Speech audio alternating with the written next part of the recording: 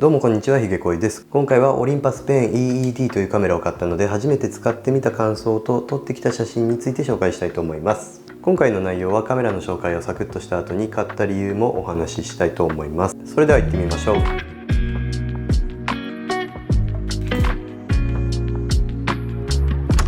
まずペン EED がどんなカメラかというと、フィルムを半分に分けて撮影するハーフカメラっていうタイプのものです。ファインダーを見ていただくと分かりやすいので、こんな感じで縦になってるんですよね。ハーフカメラは普通に横向きでカメラを構えて撮ると縦写真、縦に構えると横写真になります。ハーフカメラの特徴は撮れる枚数が2倍になるっていうことですが、 EED の大きな特徴は絞り開放が F1.7 っていうところですね。絞りを自分で変更できるんですけど、これがオートから F1.7 で F22 まであります。ハーフカメラの中ではかなりのボケ感を楽しめるカメラかなと思います。それももちろん距離をきちんとつかめたり、絞りを自分で調整できてこそですが、 F1.7 のレンズを搭載しているのはかなり魅力的なポイントだと思います。目測の距離計なので慣れは必要かなと思うんですけど、このカメラでピントを合わすことができるようになれば、自分で被写体との距離感をつかみやすくなるというか、つかむのも慣れると思いますし、他のカメラで撮る時にも役立つのではないかなと思っています。撮影方法ですが、なんとなくの距離感を測って、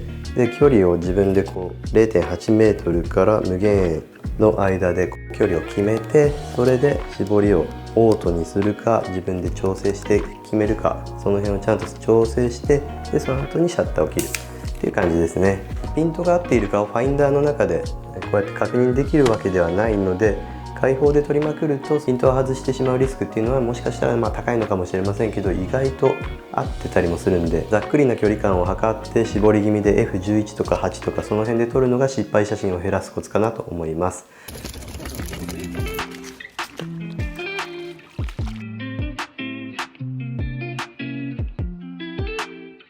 僕の使い方ですけど、絞りは今のところオートに合わせて、日中なら勝手に絞ってくれているので距離だけ合わせて撮っているっていうのが現状ですね。まだ1本目なのでリスクを回避するためにそんな感じで撮ってみました。また絞りも合わせて自分で撮ってみようかなと思うんですけど、開放とかばっかりで撮りすぎていたらちょっと白飛びしてしまう可能性も高いので、ちゃんと露出を測りつつ撮りたいなと思います。ここまであんまり失敗写真は載せていなかったんですけど、実際結構失敗写真もあったんですよね。24枚撮りを入れて倍になるんで48枚で、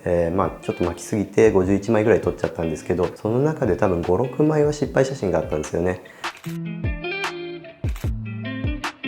こんな感じの失敗写真なんですけど、たまたま開放になっていて明るさがすごい明るい場所で F1.7 とか開放で撮ってしまって白飛びしてしまった写真があったり、あとはピントを盛大に外してしまったりですね。なんとなく、2メートルで撮っちゃえとか3メートルで撮っちゃえとか適当に撮った時も正直あったんですけど、子供を撮ってるとやっぱり無理してピントを合わすよりももうすぐパパッと撮ってしまった方がいいので、もうオートに合わせて、で距離はもうなんとなくざっくりでシャッと行ってしまったことも何回かあったんですけど、それでも意外と撮れていたんですよね。で動く息子でこれだけ撮れていたら結構満足だなと思ったので、このカメラは僕的には買ってよかったなって思っています。ピタッと止まっていない写真も結構躍動感があってたまにはいいのではないかなと思うんですけど、それは好みなので、こういうざっくりで撮るカメラっていうのがあんまり好きではない方にはこういうのは苦手かもしれないんですけど、僕個人としては結構好みです。でも写りもめっちゃいいですし、オートで撮って結構ボケも楽しめたのでいい感じだったなと思っています。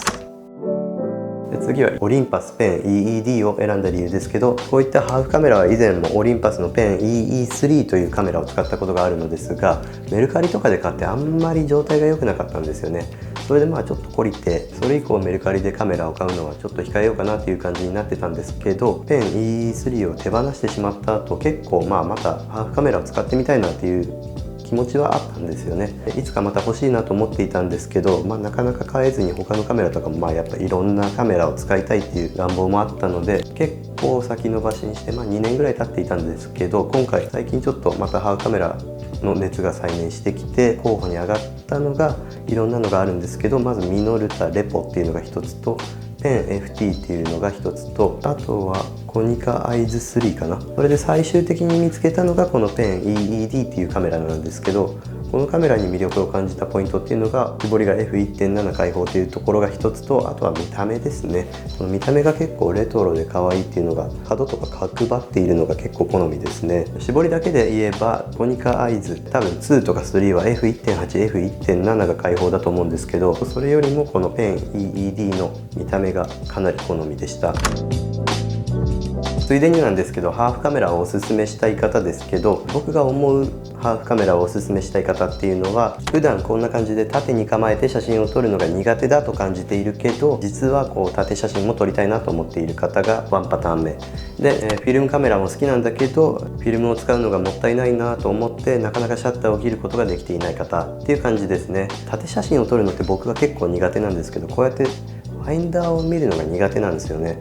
なのでこうやって横向きなら結構普通に見れるんですけど、横向きで構えたら勝手に縦写真が撮れるって僕的にはかなり最高なんですけど、こういった方にはかなり向いているかなと思います。でフィルムのランニングコストとかも気にされる方って多いと思うんですけど、現像を出すお店によってはこのハーフの場合は値段も変わるんですけど、倍まではいかないかなっていう印象があります。 1.5 倍ぐらいとかですかね。その辺のフィルムの消費量とか値段とかを気にされる方にはぴったりかなと思います。あとは今回僕は恵比寿カメラさんに送って通常料金で1本1000何ぼだったかなと思うので、これが36枚撮りで72枚だったら値段がどうなるかちょっと分かんないんですけど、今回の場合は24枚撮りの48枚だったので安かったのかもしれません。そうですね、1200円ぐらいだったかな。ハーフカメラは枚数は稼げるんですけど、このファインダーを除いてもピントが合っているかどうかっていうのは分からなくて、目測の距離計なのでこの1メートルぐらいかなと思ったら1に合わせて1メートルっていう感じのピントの合わせ方なんで、合っているかどうかが不安でシャッターを切れないっていうパターンもたまにあるかなと思うんですよね。そういった方にとってはこういったコンパクトなハーフカメラではなくて、普通の一眼レフみたいな感じでレンズ交換もピント合わせも、ファインダーで中でちゃんと確認できるようなタイプのオリンパスペン FT っていうカメラがおすすめです。これだったら結構撮りやすいんじゃないかなと思います。撮りやすいというか安心して撮れるんじゃないかなと思います。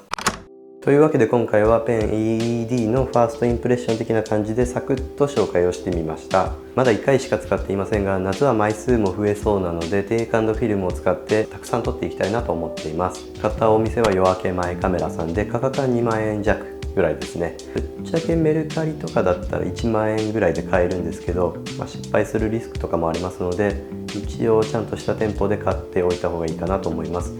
というわけで今回はこんな感じで終わろうと思いますが、今後もフィルムカメラのことについてもメインで紹介していきたいと思っていますし、普段から見ていただいている方にとっては富士フイルムのカメラの紹介が僕のメインかなと感じている方も多いと思うんですけど、その辺のお話はどんどんしていこうと思っていますので、もしよかったらチャンネル登録をお願いいたします。そして今回の動画がもしよかったと思ったり参考になった部分がもしあったなと思った方は高評価ボタンを押していただけると嬉しいです。それでは今回もご視聴ありがとうございました。ではまた。